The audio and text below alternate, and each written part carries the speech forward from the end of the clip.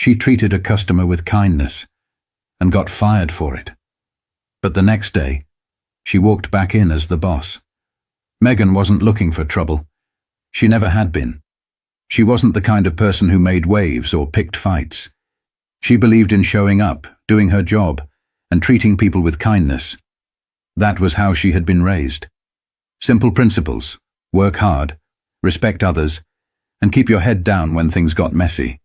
But sometimes, doing the right thing had consequences.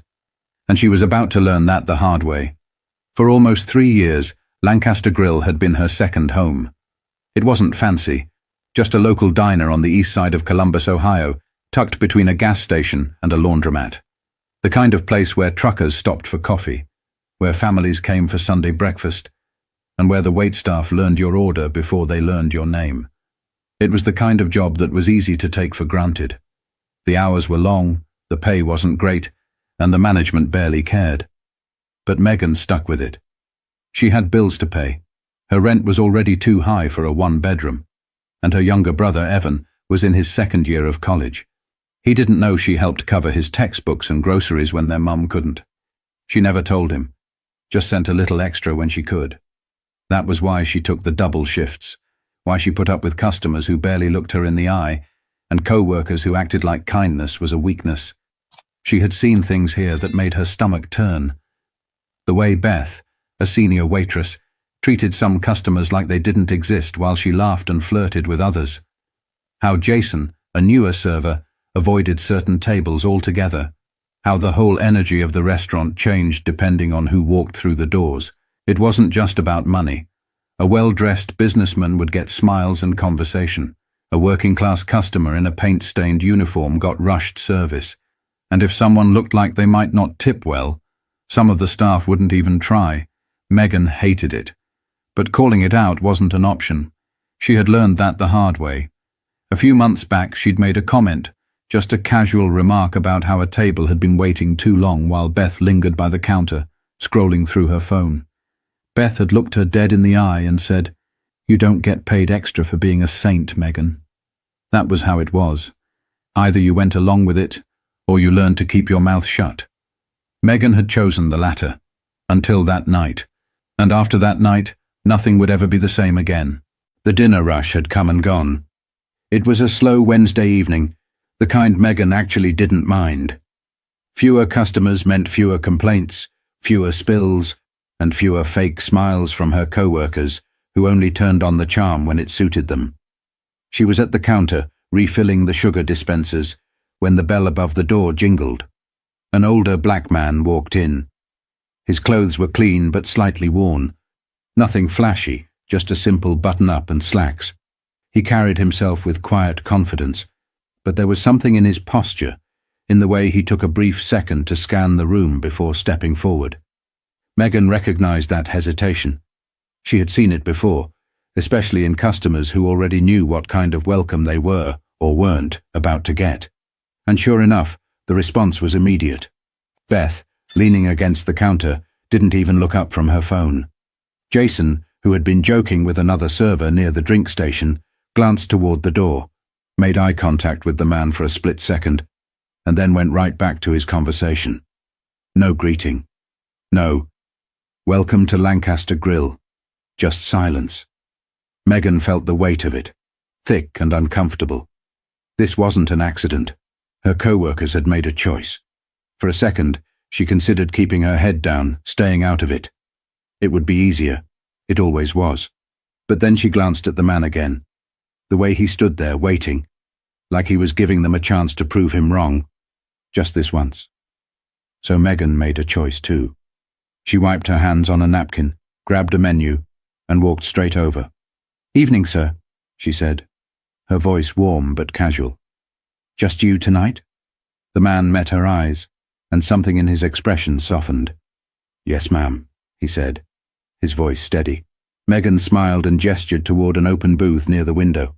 "Follow me. You okay with the booth?" "Perfectly fine," he said as he settled in. She handed him a menu and pulled a pen from behind her ear. "Can I start you off with something to drink?" "Coffee," he said. "Black." "Coming right up?" Megan moved quickly, grabbing a fresh pot and pouring his cup herself. She could feel Beth's eyes on her, feel Jason watching too. But she didn't turn around.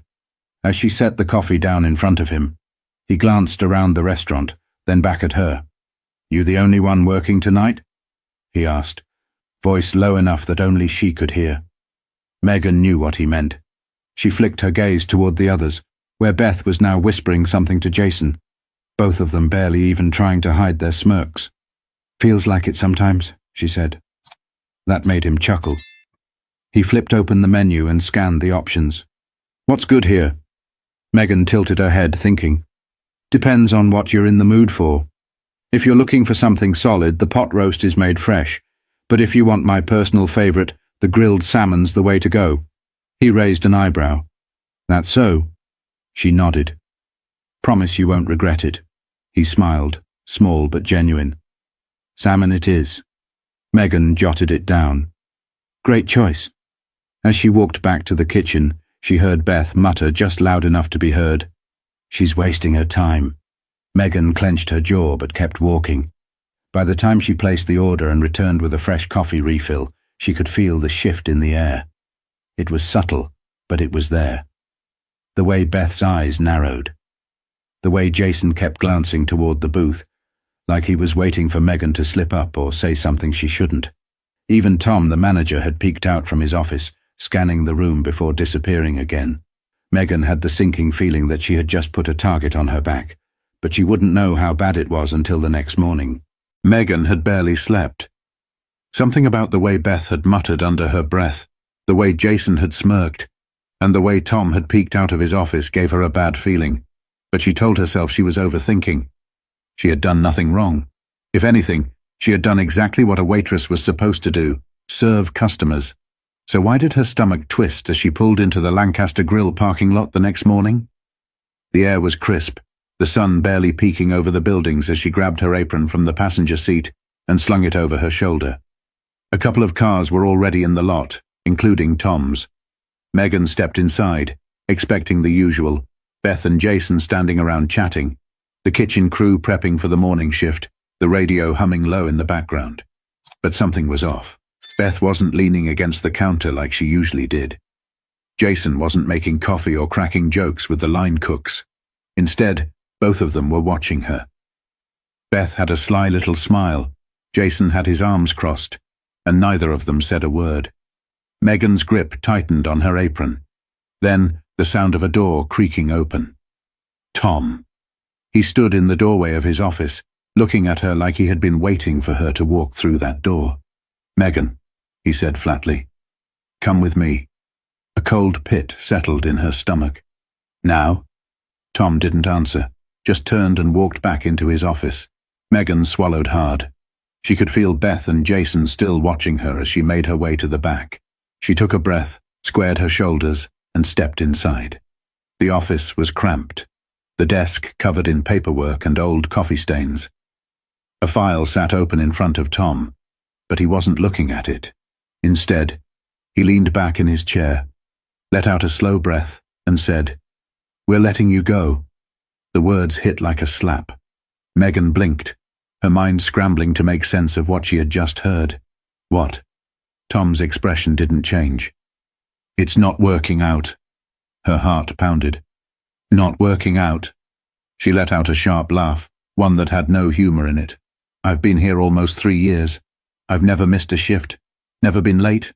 Tom exhaled through his nose, like he was already tired of the conversation. "It's a decision we've made. We." Megan knew what that meant. Her throat tightened. "This is because of last night, isn't it?" Tom didn't confirm it. He didn't have to. His silence was enough. Megan felt heat rise to her face. "So, I get fired for doing my job?" Tom's fingers tapped against the desk. "You can collect your final paycheck next week." That was it. No warning, no explanation, just out.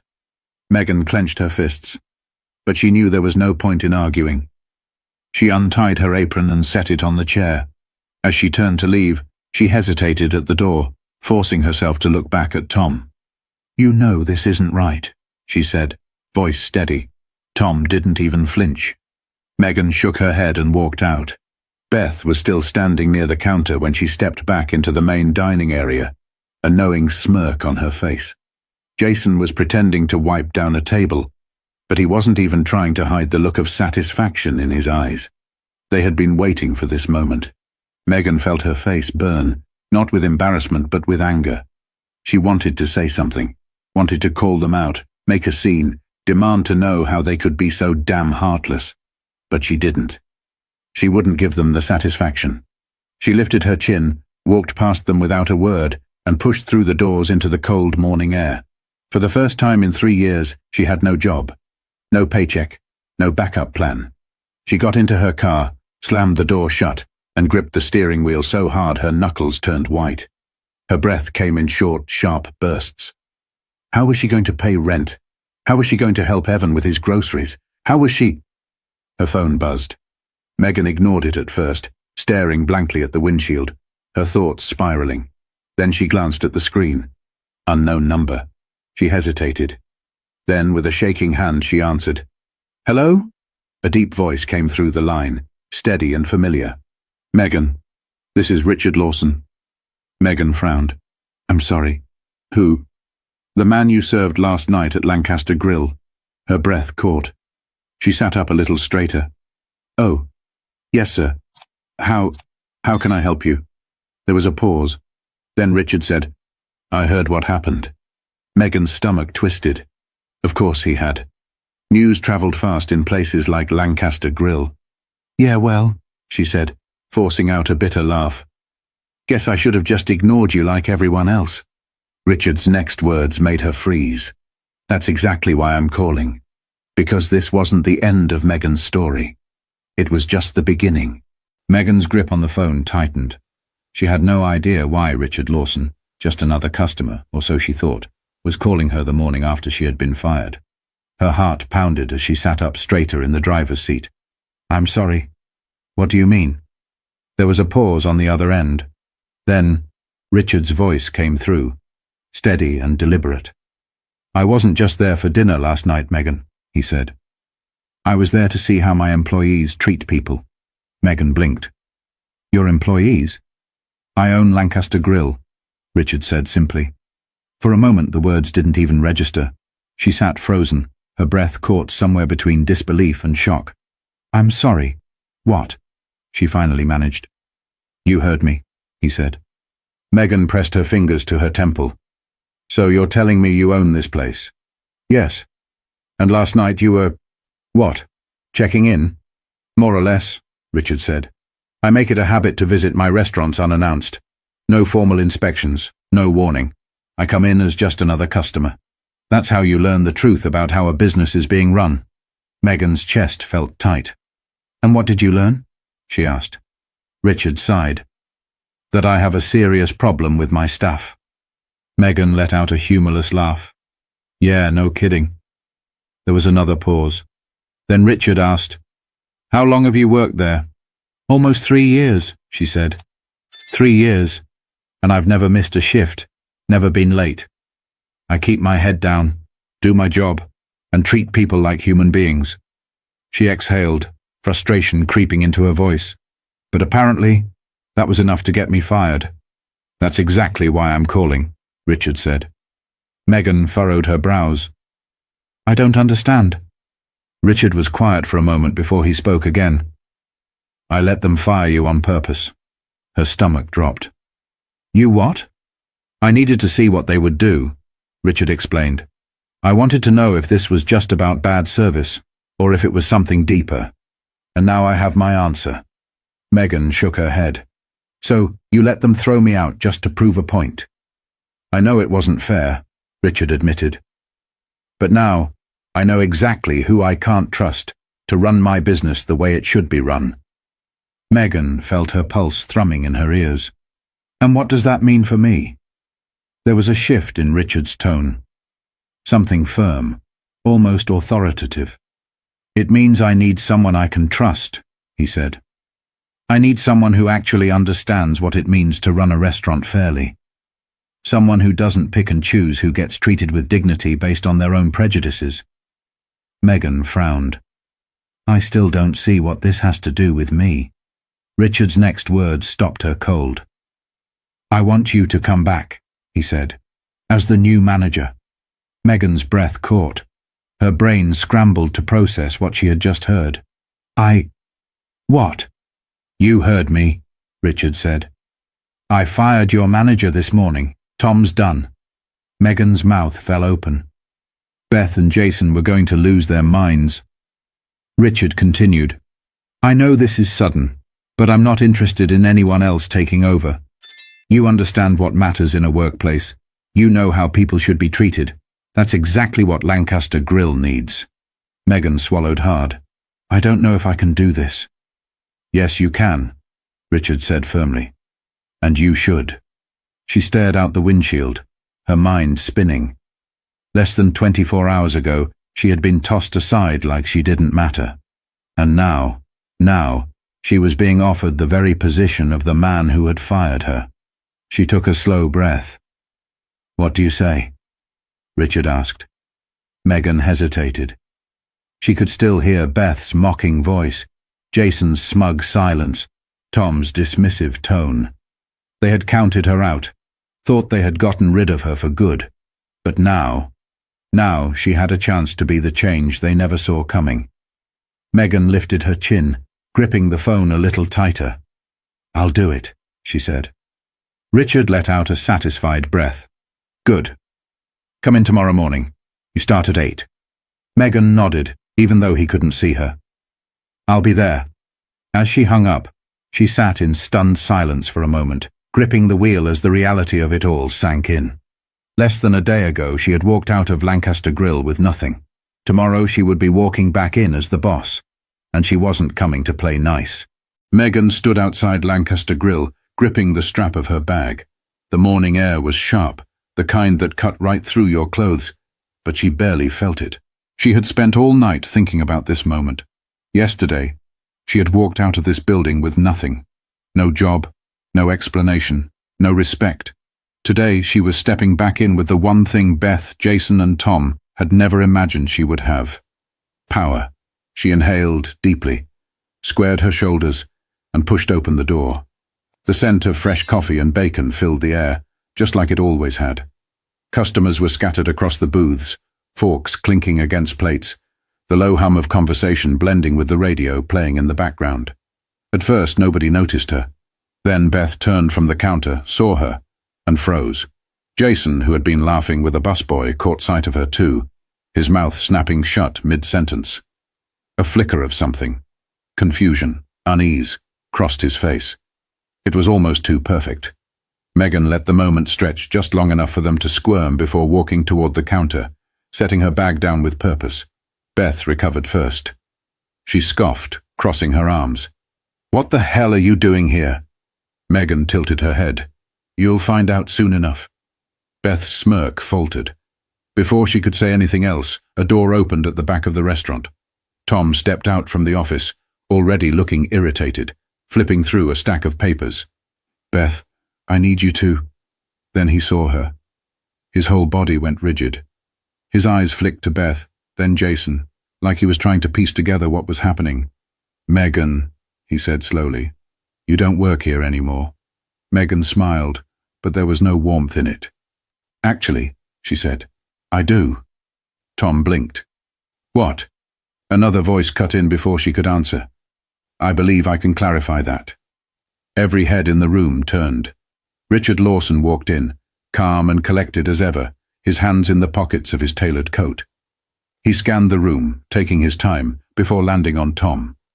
Beth's face paled. Jason looked like he wished he could disappear. Tom opened his mouth, then closed it. Richard stopped beside Megan and turned to face the staff. His voice was steady, measured, but carried authority. As of this morning, Lancaster Grill has undergone some management changes, he said. Effective immediately, Tom. Your position is terminated. Beth gasped. Jason looked like he had been punched in the gut. Tom's face turned an ugly shade of red. Wait a damn minute. No, Richard cut him off. I've already heard enough from you. Tom's mouth snapped shut. Megan almost felt bad. Almost. Richard turned toward the rest of the staff. Some of you may be wondering what's going on. Let me make it simple. Last night, I visited this restaurant as a regular customer. He let the words sink in. And what I witnessed was unacceptable. Nobody dared to speak. Richard gestured toward Megan. This woman was the only employee who treated me with respect. The only one who did her job the way it should be done. He turned back to the staff, his expression hardening. The rest of you? Some of you ignored me completely. Some of you made it clear you had no interest in serving certain customers at all. His voice sharpened. That ends today. The silence in the restaurant was thick. Then Richard turned back to Megan. Megan is your new manager. Beth's mouth fell open. Jason's jaw clenched. The busboy standing near the kitchen looked like he wanted to clap. Megan finally let herself smile. She turned toward Beth and Jason, who were still stunned silent, and leaned against the counter. Well, she said lightly, this is awkward. Beth's expression twisted. She turned to Richard, her voice sharp. You can't be serious. Oh, I'm very serious, Richard said. You don't like it. You're free to leave. Beth snapped her mouth shut, her nostrils flaring. She wasn't stupid. She knew walking out meant losing her paycheck, and Beth wasn't about to do that. Jason, on the other hand, wasn't as smart. This is bulls. Richard cut him off. You're welcome to quit as well. Jason froze. His mouth opened, then closed, like he was doing the math in his head. Beth glared daggers at Megan, but Megan just smiled back. Looks like we all have a lot of adjusting to do, Megan said, her voice light but firm. So let's get to work. She watched as Beth stormed toward the coffee machine, mumbling under her breath. Jason grabbed a rag and started wiping down a table, his movements stiff with anger. Richard gave Megan a knowing look. I have a feeling you'll do just fine here. Megan exhaled, watching as the restaurant settled into a new reality, one where she was in charge. And for the first time since she walked into this building 3 years ago, she felt something she hadn't before. Respect. The next few weeks were interesting. Megan had expected resistance. She welcomed it. Beth barely spoke to her unless necessary, her usual smirks replaced with tight-lipped silence. Jason sulked through every shift, making it painfully obvious that he was only sticking around because he had no better options. A few others, servers who had always played along with the old culture of favoritism, gritted their teeth and adjusted. Some didn't. A couple of employees quit in the first week. They didn't bother giving notice, just stormed out when it became clear that the way things used to work, the unspoken rules about who deserved good service and who didn't, were over. Megan didn't lose sleep over it. She wasn't here to make friends. She was here to make things right. She spent her first days as manager watching, taking note of who was actually putting in the work, who was resistant to change, and who just needed a push in the right direction. And slowly, things did start to change. The kitchen staff, who had always kept their heads down, began to speak up more, offering suggestions, pointing out when things were unfair. The younger servers, who had been following the lead of people like Beth and Jason, started watching Megan instead. One night, a busboy, Noah, a college kid who worked nights to pay for school, stopped her as she was wiping down the counter. You really got rid of Tom for that? He asked, voice careful. Megan looked up. For what? For being a jackass to customers, Noah said. We all knew it happened, but I didn't think anyone actually cared. Megan set the rag down and looked him in the eye. I care. Noah hesitated, then nodded. Good. And just like that, things started to shift. It wasn't immediate, but over time, the entire energy of Lancaster Grill began to change. People noticed. Customers who had been ignored in the past started coming in more often, smiling when they saw Megan behind the counter. Regulars who had never spoken much started to open up, chatting about their day, tipping more than they used to. Even the staff, those who had been skeptical at first, started following her lead. And then, one afternoon, Richard Lawson walked in. Megan was in the middle of balancing invoices when she heard his voice. How's my investment doing? She turned, pushing the paperwork aside, and smirked. I think we're in good shape. Richard glanced around. The restaurant was busy, not just with customers, but with a different kind of energy than before. The staff moved with purpose, the atmosphere lighter, the tension that had once been there now gone. Richard nodded, satisfied. Told you you'd be fine. Megan leaned against the counter. You didn't exactly give me a choice. Richard chuckled. No, I didn't. Megan exhaled, looking around. It's weird, she admitted. For the longest time, this job was just a job, a paycheck, and now it's something more. Richard's expression softened. Funny how life works, huh? Megan thought back to that morning, sitting in her car, feeling like she had lost everything. And yet, here she was. She wasn't just another waitress anymore. She was the boss. And she had made damn sure that Lancaster Grill would never go back to the way it was. Because doing the right thing wasn't always easy. Sometimes it cost you everything, but sometimes it gave you more than you ever imagined. If this story resonated with you, don't forget to like, subscribe and share, because integrity matters, and it starts with how we treat each other.